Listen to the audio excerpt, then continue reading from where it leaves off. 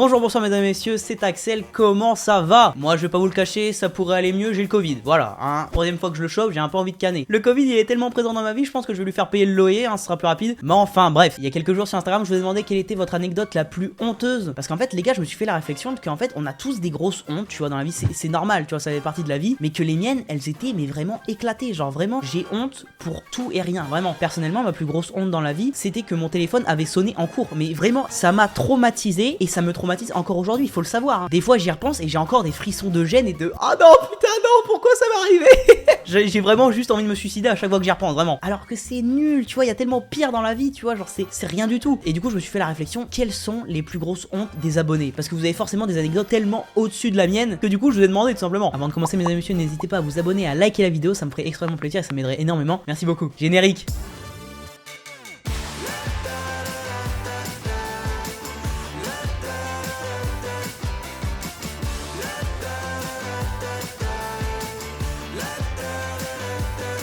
Bon, voilà, je me munis de mon téléphone. On va partir tout de suite sur la première anecdote. Il y a plus de 10 ans, j'étais en école primaire. C'était l'époque des cartes Pokémon à la cour de récré qu'on s'échangeait en mode contrebande. L'histoire commence, on sait pas ce que c'est, mais déjà, rien que me rappeler l'époque des cartes Pokémon, putain, mais quelle époque de fou furieux. Je sais pas s'il y a encore ça dans les cours de récré, mais en tout cas, frère, c'était une époque formidable. Entre ça et les toupies Beyblade. Un jour, alors que je rejoins un groupe de garçons, l'un d'eux qui s'appelle Théo nous présente une carte Pokémon ultra rare, celle de Suicune, un légendaire ultra classe. Effectivement, il est classe. On bave tous devant cette carte, qui était comme une merveille du monde à nos yeux. Théo tend la carte vers moi pour me la montrer et me lance un défi. Va dans les toilettes, mets ta tête dedans. N'importe qui de sensé aurait refusé pour préserver sa dignité. Mais bon, vous l'avez compris, moi j'ai accepté. Ok, on peut déjà voir à peu près la tournure de l'anecdote, à un moment donné, ça va pas être Jojo, hein, vraiment. Ça va pas être Jojo. Expression des années 40. Bonjour à tous, je suis vieux.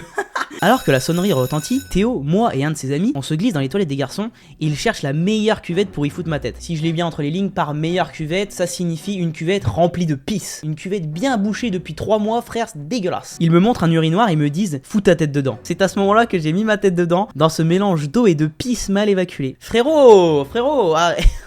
Putain mais moi comparé à ce genre de truc, mais honte, mais c'est de la merde. Le ref il a mis sa tête dans la cuvette des chiottes remplie de pisse sans problème. À ce moment là ils explosent de rire. Je finis par sortir la tête car un surveillant gueule dans la cour en nous cherchant. Heureusement que le surveillant n'a pas vu ça parce que sinon il aurait perdu foi en l'humanité mon pote. Il se serait taillé les veines mais dans la cour. Il me voit en face d'un urinoir, les cheveux trempés en sentant la pisse. Oh j'ai l'image, je m'imagine moi en fait avec la... Oh putain. Ah non c'est... c'est dégueulasse. Il comprend vite ce qui s'est passé. Il me prend par le bras et me ramène à l'intérieur du bâtiment. Sa première réaction est de me foutre devant toute ma classe, debout dans une flaque d'eau nauséabonde qui s'est formée à mes pieds. Oh la vache. Oh, le surveillant c'est un de ces fils de pute. Tu pues la pisse, t'es trempé de pisse. La première action c'est de foutre devant toute la classe et de t'humilier. Frérot, t'avais fait quoi pour que ce surveillant il te déteste? Genre vraiment, t'as baisé sa femme ou quoi? Moi frérot, il m'arrive ça, mais plus jamais je remets les pieds au collège, hein, vraiment. C'est nada, finito. Tout le monde hurle de rire, se moque de moi avec le professeur qui ne fait rien. On a tous des hontes dans nos vies et il y en a qui sont très très forts. Les gars, faut quand même avoir un courage énorme pour revenir en cours le lendemain quand même, hein. Ça c'est chapeau l'artiste, vraiment. L'un d'eux se met à commencer une chanson en me surnommant tête dans les chiottes. Tout le monde suit le mouvement et ça chante en groupe. Le pire c'est que de 1, ça m'a suivi jusqu'au lycée cette histoire et j'ai énormément perdu confiance en moi, et de 2, j'ai jamais eu cette putain de carte. Je me suis fait arnaquer. J'ai appris une belle leçon en moins. Oh là là. Cette vidéo mais commence mais très très bien mes amis, mais vraiment. Et mais force à toi, force à toi. Oh. Parce que moi honnêtement l'une de mes pires hontes en cours c'est ça, hein. Bon petit moment anecdote. En gros, je suis en 6ème, je vis ma meilleure vie, tu vois ce que je veux dire, vraiment parfait, une bonne classe, mes potes, la totale. On est en cours d'anglais, un truc classique, bon on s'ennuie, tu sais il est 16h, t'as qu'une envie c'est de rentrer chez toi, jouer à la play. Et du coup, moi j'avais une montre, et à l'époque, genre cette montre là, le dessous de la montre, et en fait ça me grattait parce que je crois que j'avais fait une réaction allergique, bref, je me gratte comme as, classique. Et là, la prof, elle pète un câble mon pote, elle pète un plomb, elle dit, mais tu crois qu'on t'a pas vu? Tout le monde se retourne, moi je fais quoi?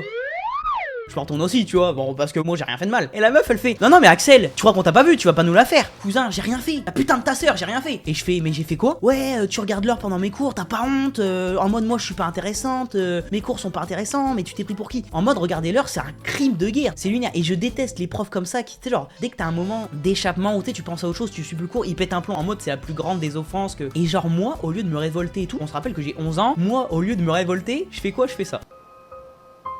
Et je parle pas. Elle m'enchaîne pendant littéralement quoi 5 minutes. Et moi je suis comme as à regarder ma table à 2 doigts de chialer quoi. Alors que je me suis juste gratté le bras. Et ouais ça m'a traumatisé. Et ça c'est l'une de mes pires hontes. Alors que tu vois genre c'est un truc logique. C'est mes plus grosses hontes et c'est de la merde. Mais du coup voilà. Ça me traumatise encore hein, faut le savoir. Ok, alors, prochaine anecdote, une anecdote de Samuel qui nous dit « J'ai vu mon pote lécher les couilles de son chien. » Une anecdote simple, efficace. En fait, je sais même pas forcément comment réagir parce que c'est tellement lunaire. Dans un premier temps, je me dis, mais c'est pas à toi d'avoir honte, c'est à ton pote d'avoir honte. Mais en même temps, je me dis d'être affilié à ce genre de mec. Oui, c'est honteux, oui. Mais non, mais en tout cas, bah merci Samuel pour cette anecdote. Et on espère que bah, les couilles du chien sont alléchantes. Ok, prochaine anecdote, mesdames et messieurs. Une anecdote du coup de Ludo. Encore une fois, réponse très courte qui nous dit « Je me suis chié dessus pendant l'examen du code de la route. » Voilà. Moi, en fait, la chose que je me demande surtout, c'est la réaction des autres autour de la salle. Ok, alors si je le prends sur 90, bah non, mais ça va être trop rapide là. Là, je tourne à gauche donc je mets le clignotant, normal. Attends, mais. C'est quoi cette odeur là? C'est plus la merde? Ah bah c'est Ludo! Moi, ce que j'imagine le plus dans ce genre d'anecdote, c'est littéralement quand même la réaction de l'examinateur, tu sais, qui te surveille. Il doit y avoir un désespoir dans ses yeux. Ça doit être hallucinant. Force à l'examinateur qui a dû vivre un calvaire ce jour-ci. Et force à Ludo, hein, qui a dû se chier dessus quand même. Hein. Le titre du truc s'appelle Grosse honte monumentale. Donc déjà, ça annonce la chose. Je travaillais pour un site e-commerce il y a quelques années. Je devais travailler sur la défense de la création d'une nouvelle équipe en charge de vérifier les annonces de produits. Putain, déjà j'ai rien compris. Hein. Ça commence. J'ai fait 2 phrases, j'ai rien compris. Bref, mon objectif était de trouver des objets vraiment dégueulasses qui n'avaient rien à faire sur le site. J'avais donc un joli florilège d'annonces dégueu et un joli historique de recherche. Par un bel après-midi, je me rends à une réunion dont mon N+2 était de la partie. On devait aborder un problème technique récurrent. J'avais mon ordinateur devant moi et j'ai voulu illustrer le problème technique. Mon supérieur se penche sur mon épaule pour regarder ma manipulation sur mon écran. Après quelques pérégrination. Putain, mais les abonnés, vous avez un vocabulaire, mais attendez, on va aller voir sur internet. Ça signifierait déplacement incessant en de nombreux endroits. C'est aucun putain de rapport. Bon, on va continuer, bref. Je clique machinalement sur le moteur de recherche du site. Et les seuls résultats enregistrés étaient poupée triple orifice hentai latex real feel. Poupée levrette anale soumise, énorme queue latex 55 cm. Putain, les recherches de fou furieux. Hein. Bon, moi, je vois pas le problème, hein. Commande ça tous les jours, hein. Dans le placard, il y en a plein, je comprends pas. Il fait comme s'il n'avait rien vu. Et reprend sa position de départ en naviguant machinalement sur son ordinateur. C'est sûr et certain que son supérieur il s'est dit ça vient du site ou alors ça vient de sa vraie recherche. Il y a dû avoir une de ces confusions, la goutte elle devait être là. Bon du coup vous voulez voir la manipulation? Oui je vais regarder, oui. Bon regardez, tac, je vous montre. D'accord, ok. Putain j'ai pas vérifié l'historique. Putain mais quel con. C'est sûr il va me prendre pour un gros porc là. Poupée triple orifice, waouh c'est quoi ce délire là? Poupée levrette anale. Ah ouais c'est noir de fou. Énorme queue latex de 55 cm. Oh putain j'ai le même. Bon moi je retourne à ma place, ok. Allez va te faire enculer. C'est sûr et certain que son superviseur il a dû voir flou sur le coup. J'en ai parlé 3 heures après avec mon manager pendant une pause clope. Et il a éclaté de rire. Et il m'a dit tu sais plus t'attends plus ton retour va paraître calculé et moins crédible hein. Et tu passeras encore plus pour un malade. Au final j'ai eu une discussion avec mon supérieur et au final tout s'est arrangé. Mais sur le coup énorme coup de panique et grosse honte. Je veux même pas imaginer. Déjà j'ai la chance de ne pas connaître les réunions entre collègues et tout, les trucs un peu professionnels parce que finalement c'est de l'angoisse plus qu'autre chose. Mais quand ça t'arrive t'es dans un cadre professionnel, t'es genre petite cravate, petit costume, t'es genre tu dois vraiment paraître pro, efficace, tac. T'ouvres ton PC, il y a ton supérieur et là il voit quoi? Grosse queue 55 cm à se mettre dans le derche. Enfin bref, franchement grosse force mon ref parce que j'aurais pas à mettre dans ta situation. Prochaine anecdote, j'étais à l'université dans une classe composée que de mecs sauf une fille. Putain déjà l'ambiance elle est chelou. Hein. Ça c'est le genre de scénario que tu vois que dans les films Brothers, hein, vraiment. Hein.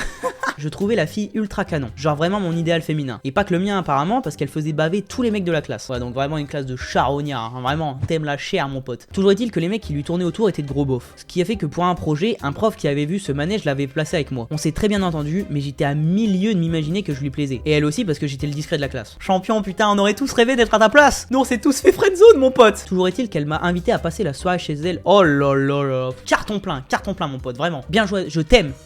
Je le prends comme si c'était mon poulain, c'est alors que bah je suis toujours avec ma main quoi. Allez, pendant la soirée, on finit par comprendre qu'on voudrait tous les deux aller plus loin. Et elle commence à me chauffer. Tchatcher. Pas préparé à un tel avion de chasse, première honte, j'ai joui dans mon pantalon. Ouais, bien ouais, mon poulain. En vrai, j'ai rien à dire, le frérot il a pas de chance et tout. Coupant court à son petit jeu, je prétexte un mal de bite pour aller dans la salle de bain et sauver l'honneur.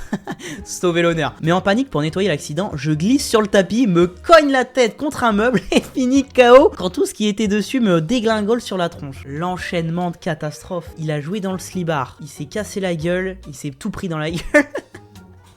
Là, je m'imagine la scène, je ne veux pas vivre ce genre de choses. Ayant fermé la porte et ne répondant plus aux appels de mademoiselle, elle fait venir les pompiers qui défoncent la porte de la salle de bain pour me retrouver en train de me reprendre mes esprits, le froc baissé et taché de ma production, le visage en sang. Autant te dire que le réveil devant mademoiselle et 3 gaillards secouristes était pire qu'une gueule de bois. Oh mon dieu. Oh mon dieu. Non mais là l'anecdote est lunaire, hein. Putain, chapeau l'artiste parce que moi je pense que je me serais taillé les veines juste instantanément. Je me serais scalpé les couilles je pense. La soirée se termine par une discussion avec deux médecins aux urgences, l'un voulant vérifier si je n'ai pas tenté de me tuer à cause de mon état, et l'autre qui pensait que c'était une pratique sexuelle qui allait mal tourner. Au final c'est ni l'un ni l'autre mon pote, il s'est juste cassé la gueule contre le tapis. Hein. Voilà, une belle triplette en une soirée, ce souvenir là est clairement pas une fierté. Honnêtement, l'histoire est drôle. C'est pas une honte en mode c'est qu'une meuf. Pour la suite, on s'est revu le lendemain, elle avait assez peur d'avoir fait quelque chose d'horrible, mais on a bien rigolé alors que j'étais rouge de honte en lui racontant mon exploit. Concrètement, elle a été flattée d'avoir excité à ce point un mec et n'a pas été surprise d'apprendre que ça aurait été ma première fois. Du coup, on a passé la soirée à faire des cochonneries et cette fois, ça s'est mieux passé même si je tenais pas bien longtemps. Yes! Champion! Voilà, champion, c'est ça qu'on veut! C'est ça qu'on attendait de toi, putain! Nous, on est avec notre main.